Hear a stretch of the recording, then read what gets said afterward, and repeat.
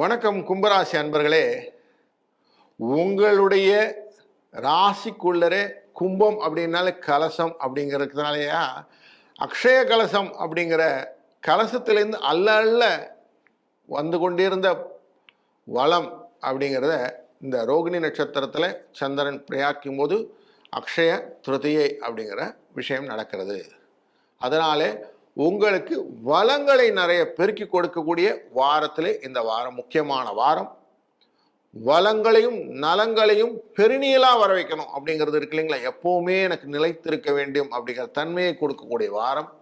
இந்த வாரத்தில் உங்களுக்கு கொஞ்சம் மைண்டை கரெக்டாக செட் பண்ணிட்டு அதை ஃபோக்கஸிங் டுவர்ட்ஸ் கோல் அப்படின்னு சொல்லுவான். அந்த மாதிரி ஃபோக்கஸ் பண்ணிட்டேன்னா சூப்பராக இருக்கும். எப்படி ஃபோக்கஸ் பண்ணணும்?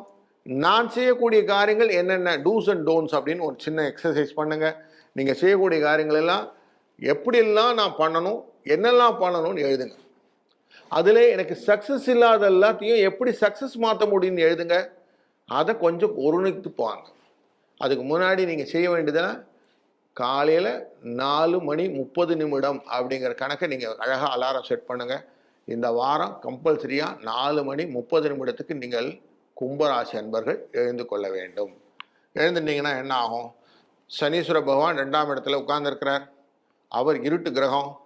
அவர் 2ஆம் இடம் தான் தனம், குடும்பம், வாக்கு அப்படிங்கிற இடம். அப்போ உங்களுக்கு வாழ்க்கையில் அந்த கால வேலைன்னு சொல்லக்கூடிய அந்த சொல்கிறோம்ல பிரம்ம முகூர்த்தம்னு, அந்த நேரத்தில் எழுந்துக்கிட்டீங்கன்னா உங்களுடைய வாழ்க்கையை நீங்கள் தீர்மானிக்க முடியும் அப்படிங்கிறத நீங்களே புரிந்து கொள்வீர்கள். ஏன்னா 3ஆம் இடம் அப்படிங்கிறது முயற்சி, வெற்றி அப்படிங்கிறதும் தன்னிறைவு அப்படிங்கிற இடமும் கொடுக்கக்கூடிய இடத்திலிருந்து தான் இந்த வாரத்தில் ரோகிணி நட்சத்திரத்தில் சந்திரன் பிரயாணிக்க போகிறாங்க. அப்போ பாருங்க, உங்களுக்கு அனைத்து விதமான வெற்றிகளையும் கொடுக்க வேணும்னா நான் என்ன கேட்கணும், என்ன செய்யணும் அப்படின்னு தெரிஞ்சுக்கணும் இல்லையா? இது இந்த பிரம்ம முகூர்த்தத்தில் நீங்கள் எழுந்து கொள்ளும் போது நீங்கள் என்ன கேட்கணும், என்ன செய்யணுங்கிறது தீர்மானமாக புரிந்து கொண்டீங்கன்னா இன்றைக்கு நாளில் நேரமும் கையில் நிறையா இருக்கும். அதே மாதிரி கேள்விகள் கேட்க வேண்டிய விஷயங்களும் உங்களுக்கு கரெக்டாக தெரிஞ்சதுனால அழகாக அடுத்தடுத்த வேலையை செய்ய ஆரம்பிச்சிருவீங்க. இப்படி செஞ்சீங்கன்னா எனக்கு தன்னிறைவு அப்படின்னு சொல்லுவோம். எண்ட் ஆஃப் த டே சந்தோஷமாக தூக்கம் வரும். அப்பா இன்னைக்கு இந்த காரியம்லாம் முடித்தேன், இன்னைக்கு இந்த வேலையெல்லாம் ஆச்சு, என் குடும்பத்தை சொத்து வாங்கணும்னு ஆசைப்பட்டேன், கார் வாங்கணும்னு ஆசைப்பட்டேன், வீடு வாங்கணும்னு ஆசைப்பட்டேன், இதெல்லாம் அழகாக பண்ணுறதுக்கான வாய்ப்புகளையெல்லாம் நான் ஏற்படுத்தி கொண்டேன். இந்த வாரத்தில் தொழிலிலே புதிய விஷயங்கள் எல்லாம் கொண்டு வர ஆசைப்பட்டேன், தொழிலிலே எக்ஸ்பேன்ஷன் கொடுக்க ஆசைப்பட்டேன், என்னுடைய ஆஃபீஸில் நான் முன்னுக்கு போகிறதுக்கான எக்ஸாம்ஸ் எல்லாம் எழுதணும்னு ஆசைப்பட்டேன். இது எல்லாமே உங்களுக்கு ஆட்டோமேட்டிக்காக லைனப் ஆயிரும். ஐடியாஸ் நிறைய வர ஆரம்பிக்கும். அந்த ஐடியாஸ் நிறைய வந்ததுனால என்ன ஆகும்?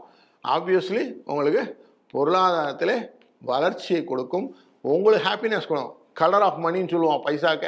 அப்போ பைசா வர ஆரம்பிச்சுனா சந்தோஷம் வந்துடும் இல்லைங்களா? அப்படி புதிய விஷயங்கள் எல்லாம் உங்களை சேரும். இது உங்கள்கிட்ட மட்டும் இல்லை, உங்கள் குடும்பத்தால் எல்லாருக்குமே வைபாக கிரியேட் பண்ணும். ஆட்டோமேட்டிக்காக குடும்பத்தில் சந்தோஷமான சூழ்நிலையை ஏற்படுத்தி கொடுக்கும் அப்படிங்கிறது புரியுறது. இந்த வாரத்தில் நீங்கள் செய்ய வேண்டியது ஸ்ரீரங்கநாத பெருமானை வணங்குவது. இவரை வணங்கும் போது உங்களுக்கு அனைத்து விதமான சுபிட்சங்களும் ஸ்ரீதேவியின் அருளாலே வளங்களும் நலங்களும் உண்டாகட்டும்.